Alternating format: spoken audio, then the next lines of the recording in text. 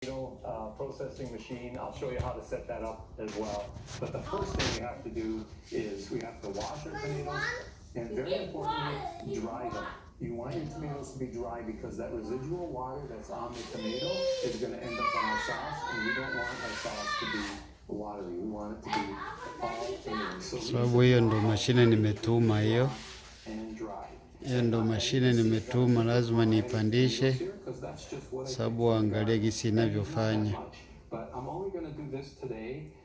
Just for the demo, so you get the idea on how we make our sauce. Normally we do bushels at a time. So, all right. So for today's purposes, this will be it. We'll see how much sauce we get. But you need to cut your tomatoes. So first thing I like to do, cut them in half and always look inside, because sometimes there's some black on the inside, and if there is, you want to remove it. The next thing you want to remove are these green stems right there. You want to just remove that. And then maybe cut it in a quarter. The smaller the pieces, the easier they are to go through your tomato machine. So basically, you're just cutting out that one little piece, discarding that, cutting them, and that's what you want, some smaller pieces. Now, one trick that, I don't know if it was Laura or my father who came up with it, but instead of cutting the tomato right in half, if you cut just on one side or the other of that mark, so I'm going to just cut right there on the other side of that green stem. So now you have the stem only on this side and not on this side. So it saves you one step. So now that can just be cut. And this you can cut out the green stem all in one motion. That's it. So it's quicker that way. And trust me, when you're doing bushels of tomatoes, that little bit helps. So again, I'm just going to cut on the other side. This is a big one. We're going to cut on the other side of that stem. Okay. And then I'm just going to cut. And you see a little bit of green there. I'm going to remove that green.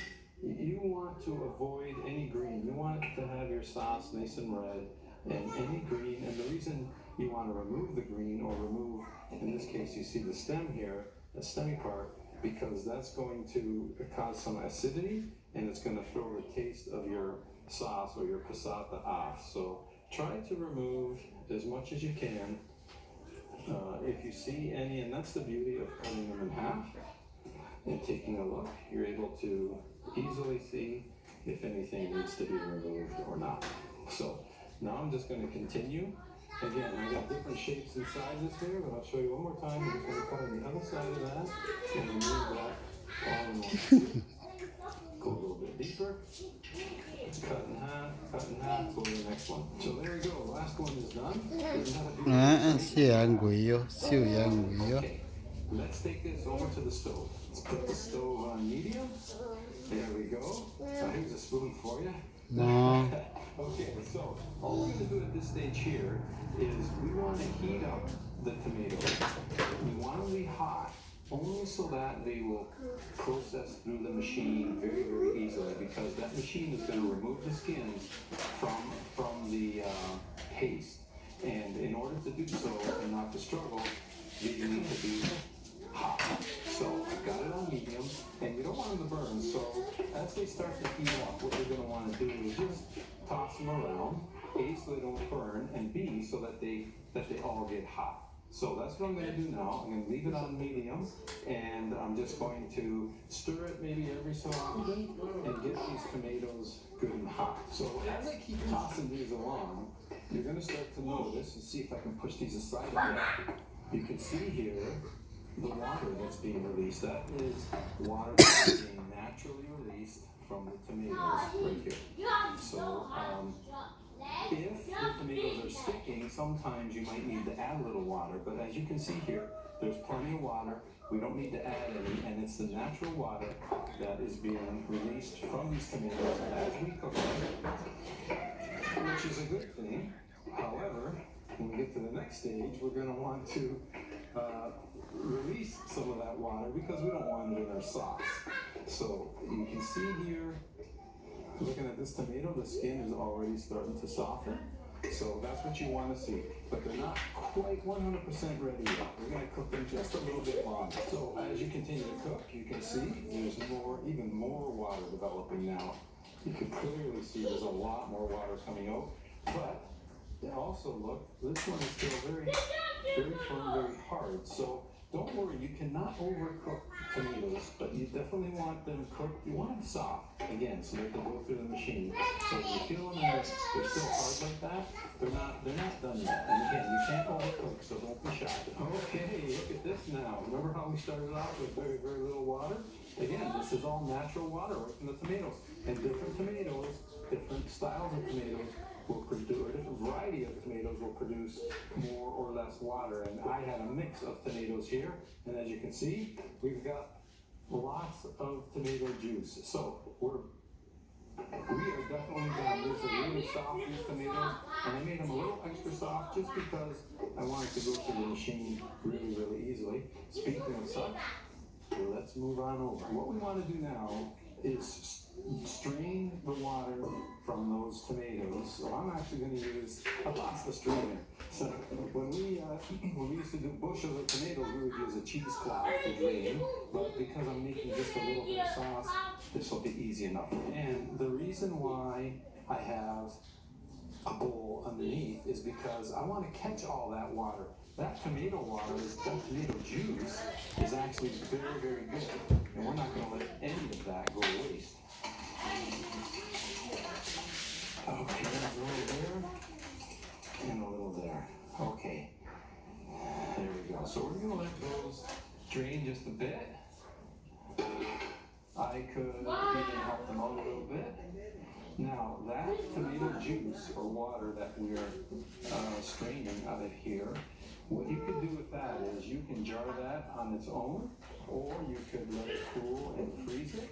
But at the end of the day, you definitely want to save that because you can use this tomato juice or tomato water when you're making some nice homemade soups, or you can add it to your pasta fagioli. There are so many uses for that. So please don't discard that water. Save that water. It's very, very good.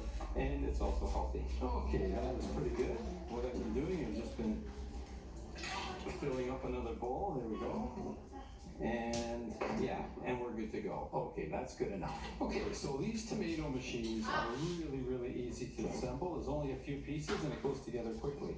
So it's going to clamp down, and normally this would clamp down on a table, but my table is beveled and doesn't work out very well for this arrangement. So, as Laura said, take out one of the drawers from your kitchen counter.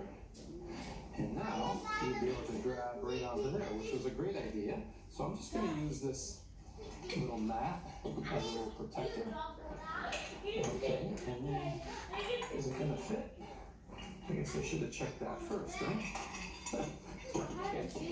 So, oh yeah, there we go. Fits perfectly. So now I'm just going to tighten that up. Now there's a conveyor screw.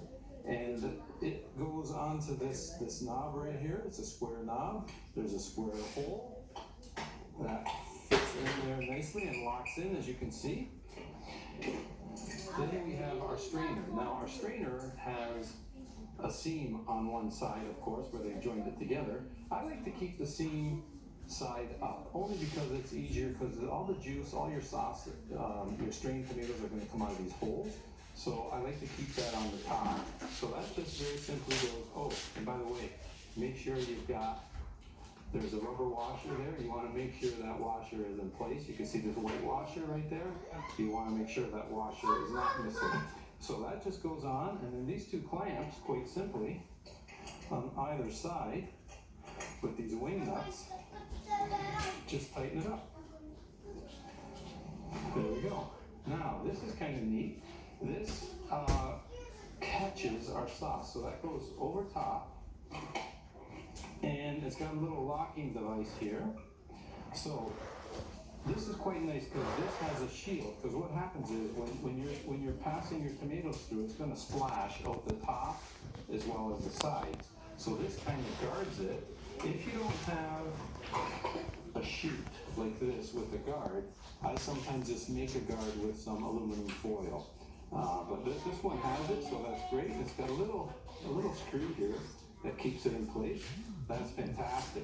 So what's going to happen? The process is as follows. The passata, or the strained tomato, is going to come out here and into this bowl, and come out on this end is going to come out are going to be the skins, because we don't want the skins in with our sauce. So this machine actually separates the two, which is amazing. Oh, let's not forget our hopper. There we go, hopper goes on top. So now, and we used to do this with bushels and bushels of tomatoes. Today's purposes, very simply, just a handful of tomatoes, but you get the idea. So now, with the hopper, this little plunger, I can push the tomato through, and you can see there what's happening. And you see the skins coming out of the other end. Pretty neat system, actually. Whoever invented this, I should probably look that up, because it's pretty neat how this works. So let's put some more tomato. In fact, we don't have much more.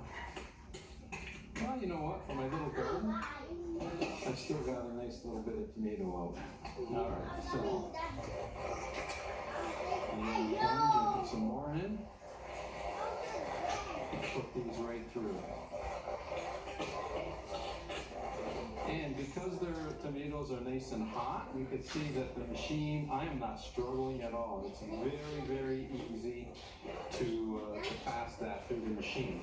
If I didn't cook them enough, and they're still firm, hard tomatoes, the machine would be struggling. Now, I'm going to continue to turn. This is an important part as well. Get all those skins out. Because you would think now that we're done, but we're not. Because those skins are still very, very, they don't look like it, but there's still tomato pulp on these skins to be removed. So the first time through, you want to pass them through at least one time. So I'm going to show you, get a little spatula, I'll show you kind of the bonus sauce that we get from those skins that you would think that they're done.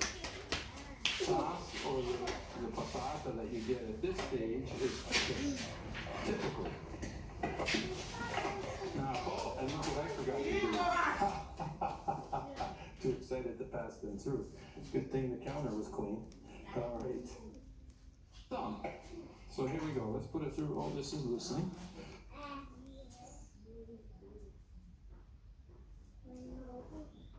Part.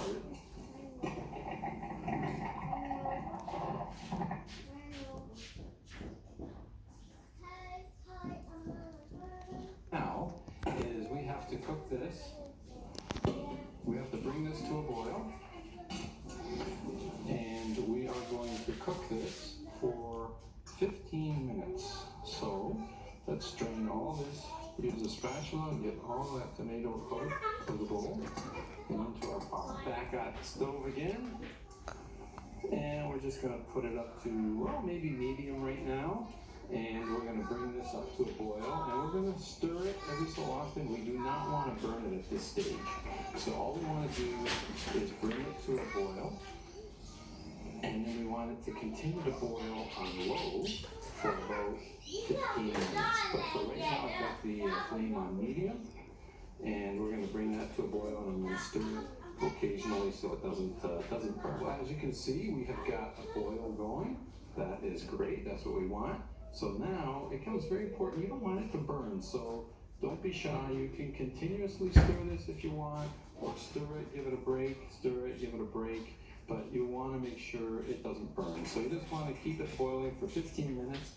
And in fact, I'm going to put the heat on medium low. So I just want it to continue to boil and stay nice and hot